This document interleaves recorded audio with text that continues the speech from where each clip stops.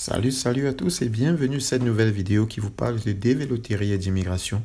Alors, il y a du nouveau au niveau du département d'État américain. Alors, le département de Trump ou alors le gouvernement de Trump a publié une nouvelle liste des pays qui doivent payer une certaine caution avant l'entrée sur le territoire américain. Alors, cette liste vient renforcer déjà les dispositions qui ont été mises en œuvre pour durcir l'entrée sur le territoire américain. Alors, plusieurs pays sont déjà soumis actuellement à payer environ 5 000, 10 000, voire 15 000 dollars comme caution avant d'entrer sur le territoire américain. Et cela concerne principalement les visas B1 et B2. Ces visas sont les visas visiteurs, les visas pour des gens qui y vont pour des soins ou pour du business.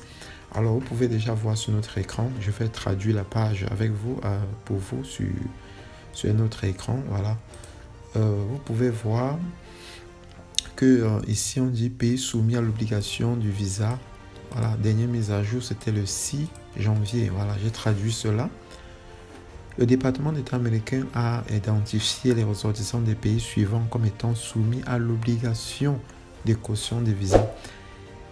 Les dates de mise à jour ou de mise en œuvre figurent entre parenthèses. On pouvait voir l'Algérie à partir du 21 janvier, l'Angola à partir du 21 janvier, l'Antigua à partir du 21 janvier, le Bangladesh à partir du 21 janvier, le Bénin à partir du 21 janvier, Bhoutan à partir du 1er janvier, Botswana à partir du 1er janvier, le Burundi à partir du 21 janvier, Cap-Vert à partir du 21 janvier, République centrafricaine à partir du 1er janvier, la Côte d'Ivoire à partir du 21 janvier, Cuba à partir du 21 janvier, Djibouti à partir du 21 janvier, Dominique à partir du 21 janvier, Fidji à partir du 21 janvier, Gabon à partir du 21 janvier, le Gambie à partir du 11 octobre 2025, donc cela est déjà entré en œuvre au Gabon. En Gambie, 25 octobre, 11 octobre autant pour moi. La Guinée, 1er janvier 2026. La Guinée-Bissau, 1er janvier 2026. Le Kyrgyzstan, voilà. 21 janvier 2026, Malawi 20 août 2025, donc le Malawi avait déjà commencé à payer la caution pour entrer aux États-Unis en ce qui concernait le visa visiteur. Voilà. Le Malawi 20 août, la Mauritanie 23, voilà, 20 août, 23 août. Cela, c'était en 2025. Il paye déjà la caution. Le Malawi, le Namibie, 1er janvier 2026. Népal, 21 janvier 2026. Le Nigeria, 21 janvier 2026. Sao Tomé et Principe, 25. Sénégal, 26. Le Tadjikistan, 21 janvier 2026. Tanzanie, 23. Tanzanie a déjà commencé à payer. Depuis le 23 octobre, le Togo aussi est là, le Togo le 21 janvier 2026, Tonga le 21 janvier 2026, le Turkménistan le 1er janvier 2026, Tuvalu le 21 janvier 2026, l'Ouganda 21 janvier 2026, Vanuatu, j'y arrive, il y a des pays que je ne savais même pas qui existaient, le 21 janvier 2026 aussi. Le 21 janvier 2026 aussi pour le Venezuela, dont le président a été capturé par le président Trump. La Zambie, la Zambie le 20 août 2025, la Zambie a débuté à payer les frais de caution pour entrer sur le territoire américain pour les visas B1 et B2 depuis le 20 août 2025. Et la liste se clôture avec le Zimbabwe qui paye déjà cette caution. Depuis le 21, le Zimbabwe qui va payer aussi cette caution le 21 janvier 2026. Alors, qu'est-ce que le gouvernement américain dit? Il dit tout citoyen ou ressortissant voyageant avec un passeport délivré par l'un de ces pays est jugé par ailleurs éligible au visa, un visa B1 et est jugé par ailleurs éligible à un visa B1 ou B2 doit déposer une caution de 5 000 10 000 ou 15 000 dollars. Voilà. Donc, visa B1, B2, comme je vous ai dit, c'est quel type de visa? Ce sont des visas pour les gens qui viennent faire du business. Ce sont des visas non immigrants, visiteurs. Ce sont des visas pour ceux qui viennent faire du business. Ce sont des visas pour les gens qui viennent pour un traitement médical ou pour le tourisme. Voilà. Voilà, pour essayer de se faire plaisir. Voilà, donc c'est ça le visa B1, B2. Visa B1 pour le business, visa B2 pour le tourisme et l'assistance médicale. Alors, qu'est-ce que le département des américains dit par la suite? On dit que pour avoir ce visa, le demandeur doit remplir un formulaire I-352, voilà, qui est présent sur le département, sur le site du département de la sécurité intérieure. Voilà. Et les demandeurs doivent accepter les conditions de la caution via la plateforme des paiements en ligne du département du Trésor. Voilà, donc c'est cette plateforme-ci qui s'appelle Pay.gov. Pay.gov, cette exigence s'applique quel que soit le lieu de la demande. Voilà, donc quel qu'en soit l'endroit où vous vous trouvez dans le monde, vous devez utiliser cette plateforme pour payer les frais. Et les demandeurs doivent soumettre un formulaire I-352, voilà, I-352, pour déposer une caution uniquement après y avoir été invité par le consulat. Voilà. Donc, vous devez verser la caution uniquement après y avoir été invité par le consulat. Ils recevront un lien directement pour payer. Donc, dès que vous avez reçu l'invitation du consul, vous allez recevoir un lien pour payer la caution, qui est entre 5 000 et 15 000 dollars. Donc, entre 5 000 dollars, nous sommes dans les 2,5 millions de francs CFA, ou 2 millions de francs CFA, près de 3 millions et jusqu'à 8 millions. Donc, 15 000 dollars, on se retrouve à près de 8 à 9 millions de francs CFA des cautions. Et par la suite, qu'est-ce qu'ils disent? Ils disent qu'ils ne doivent utiliser le site. Ils ne doivent pas utiliser un site tiers, donc un site qui est similaire à cela. Uniquement le lien qui a été donné pour déposer la caution. Le gouvernement des États-Unis n'est pas responsable des sommes versées en dehors de ces systèmes-là. Et on dit bien ici que le paiement d'une caution ne garantit pas la délivrance du visa. Donc, vous pouvez payer la caution et vous ne recevez pas le visa. Donc, il arrive. Et si des frais sont payés sans instruction de l'agent consulaire, ils ne seront pas remboursés. Donc, vous pouvez payer des frais. Si vous payez et que le visa vous est refusé, alors la caution va vous être remboursée.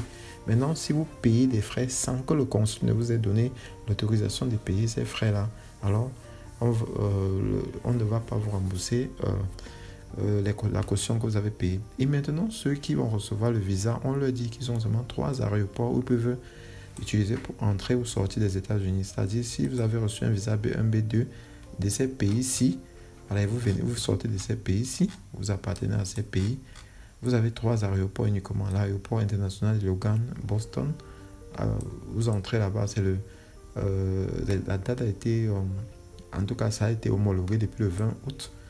Et la date à l'aéroport international John Fitzgerald Kennedy. Voilà, John Fitzgerald Kennedy, le 20 août aussi, ça a été mandaté le 20 août. L'aéroport international de Washington, Dulles, ça a été aussi mandaté depuis le 20 août. Donc, ça sont les 3 aéroports où vous pouvez entrer si vous êtes détenteur d'un visa B1 des pays qui ont été soumis à la caution. Et on dit conformité de la caution. Il y a aussi des conformités. Les conditions des cautions sont précisées dans le formulaire. Donc, quand ceux qui vont s'inscrire pour la caution, vous allez voir ce qui est inscrit dans le formulaire I-122, I-352. Donc, ils ont précisé certaines conditions là-bas, dont la caution sera annulée et les fonds automatiquement restitués dans les cas suivants. Dans le cas où le DHS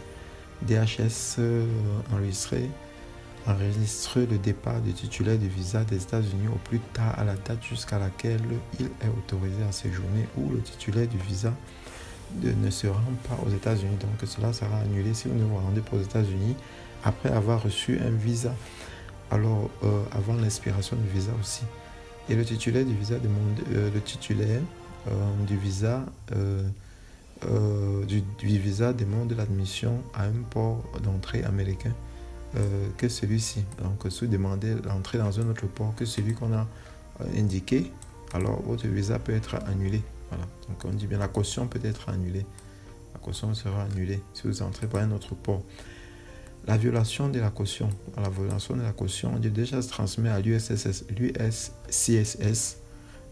qui est en charge de Citizen and Immigration Service, US Citizen and Immigration Service, les dossiers dans lesquels le titulaire du visa pourrait avoir enfreint les conditions de la caution afin de déterminer s'il y a eu violation.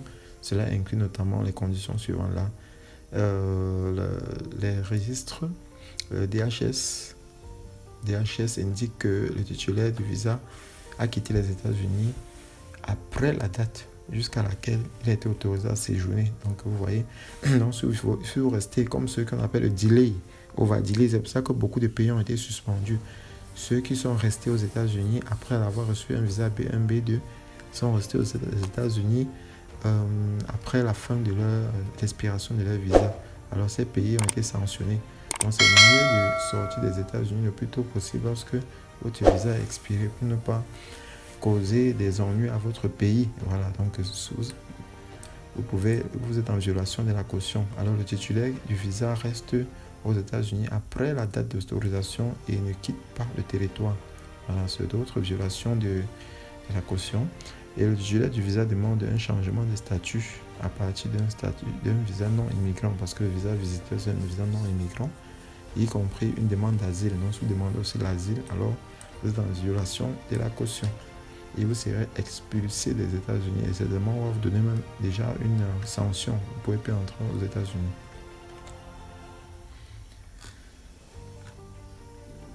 Alors, donc vous avez lu cela avec moi ensemble. J'ai traduit pour que nous puissions lire ensemble. Vous voyez qu'il y a des nouveautés. Donc, vous pouvez consulter si votre pays est dans la liste des pays qui ont été interdits. Et déjà, pour ceux qui sont dans la développerie, qui vont déjà pour les interviews, en dehors du Cameroun, qui n'a pas encore reçu les deuxièmes lettres jusqu'à l'instant, je n'ai pas encore de mise à jour pour la deuxième lettre. Il y a des gens d'autres pays qui ont leur deuxième lettre, qui vont pour les interviews. Et comme je vous l'avais dit déjà dans une autre vidéo, les interviews vont se faire. Le département d'État américain l'a dit.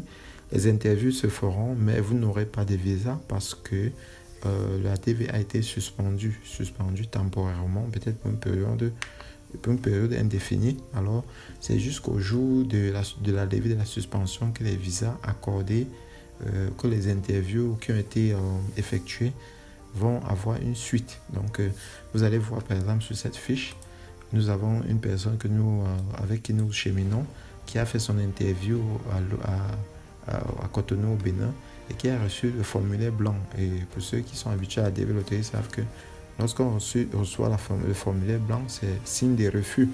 Parce que le formulaire jaune, c'est généralement l'octroi du visa. Et le formulaire blanc, c'est le refus. Alors ce formulaire blanc signifie que ce demandeur, son visa lui a été refusé. Refusé pourquoi? On dit bien le visa, on dit qu'il n'a pas été jugé éligible à un visa d'immigrant en vertu de l'article 212F de la loi d'immigration et de la nationalité, conformément à la proclamation présidentielle de ce numéro restreint des limitations d'entrée des ressortissants des pays afin de protéger la sécurité des États-Unis. La décision prise aujourd'hui n'est pas susceptible d'appel. Voilà, donc vous voyez que la personne a bien fait son interview, mais on a mis cette personne en 212F. Donc la personne a reçu un refus en 212F à cause de ce que Donald Trump a dit. Et maintenant, il disait ici par la suite que le département d'État américain va examiner son dossier afin de déterminer s'il convient d'accorder une exception d'intérêt national, donc en vertu de la proclamation. Donc ce processus peut être long et à moins que le département d'État américain détermine que votre voyage sert à un intérêt national des États-Unis. Donc si vous allez aux États-Unis pour servir les intérêts des États-Unis, c'est-à-dire que vous êtes peut-être un chercheur international et que vous avez découvert peut-être quelque chose, alors les États-Unis peuvent vous laisser entrer dans leur territoire exceptionnellement pour aller faire ce travail-là parce que vous allez servir leurs intérêts. Dans le cas contraire, comme ils ont dit ici, la décision prise aujourd'hui n'est pas susceptible d'appel, donc il n'y a pas de recours à faire. Le refus est catégorique.